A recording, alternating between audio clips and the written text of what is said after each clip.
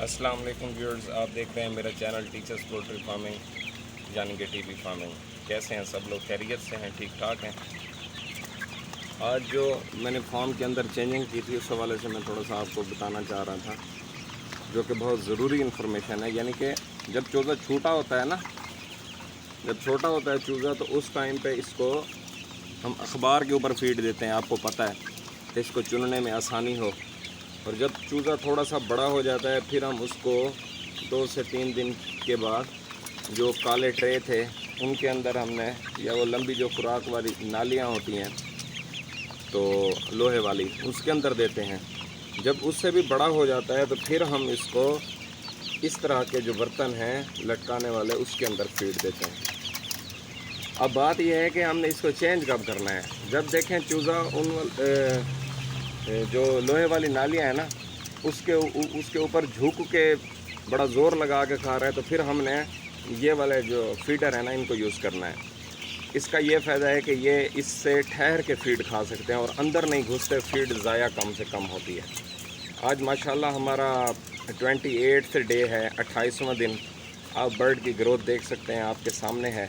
Day 30 पे इसका मैं वेट और फीड कंजप्शन यानी कि FCR के हवाले से डिस्कस करूँगा। आज मैंने जो फार्म के अंदर चेंजिंग किया, देखें आपने एक चीज़ का बहुत अच्छे से ख्याल रखना है, वो है कि कोई भी चेंजिंग आपने फार्म के अंदर सडन नहीं लेके आनी, बिल्कुल भी कोई चेंजिंग। यानी कि आपने तरीके से हर काम करना है। सडन चेंज से इसको थोड़ा सा स्ट्रेस फील होता है, ये खाना पीना बंद कर देता है, बस यही नुकसान होता है। और जिस दिन इसने ना खाया उस दिन फिर यही होता है कि जो साफ ज़ाहिर है इसकी पीछे वाली जो इसने खाया हुआ है वो जो फैट्स थी या वो जो एनर्जी थी वो उसको यूटिलाइज़ करेगा। आज के दिन की ग्रोथ के हवाले से वो डिस्टर्बेंस हो जाएगी। इसी तरह से 2 दिन वो डिस्टर्बेंस, फिर उसके बाद जो है ना वो सेट हो जाता है। हमने यही किया है। हमने ये जो फीडर लगाए हैं ना, ये 10 फीडर सिर्फ मैंने लगाए हैं। बाकी वो काले ट्रे के अंदर भी वैसे फीड दी है इनको और नालियों के अंदर भी वैसे दी है। फ़र्क ये था, उनके अंदर थोड़ी सी कम मिकदार में डाली है और इनके अंदर थोड़ी सी ज़्यादा मिकदार में। वो एक आधे घंटे की एक्टिविटी के बाद वो हमने उठा लिए हैं। अब ये वाले जो है ना, ये इनको हमने रख दिया है। अब ये इसको देख भी रहे हैं, इसके अंदर खा भी रहे हैं, इनको पता है, इनका पेट भी भरा हुआ है। अब ये सिर्फ छेड़छाड़ करने इन बर्तनों के पास आ रहे हैं। इस तरह से इनको फिर ये आइडिया हो जाएगा कि हाँ जी वाकई इस तरह के बर्तनों में भी हमें फीड मिलती है। अब ये चीज़ का ख्याल रखना है। दूसरा जो आज हमने चेंजिंग की है, मैं आपको दिखा सकता हूँ कि ये आप देख लें, आपको क्या फ़र्क नज़र आता है, आप बताएं। डेफिनेटली यही है कि हमने इसका जो हाइट है ना इसकी, उसको जो है ना बेहतर किया है। ये देखें, इसकी हाइट को हमने बेहतर किया है, ऊंचा किया है। परिंदे झुक के पानी पी रहे थे या बैठ के पानी पी रहे थे। अब हमने इनके नीचे ईंटें 2-2, 3-3 जिस तरह से भी इनका बैलेंस बना है वो हमने रख दिए पूरे फार्म के अंदर। अब जो हमारा वो है लेवल है वो यही 2 ईंटों का चल रहा है। ये देख लें। अब मैं नीचे अगर बैठता हूँ तो परिंदे कंधों के ऊपर चढ़ के ना नाखून मारते हैं। मैं आपको दिखा सकता हूँ, ये देख लें। ये ड्रिंकर भी हमने हाइट पे कर दिया थोड़ा सा ना, इसके नीचे ऐसे ईंटें देखें। ये है, ठीक है।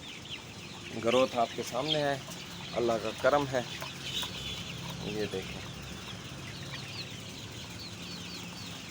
आज 28th डे है।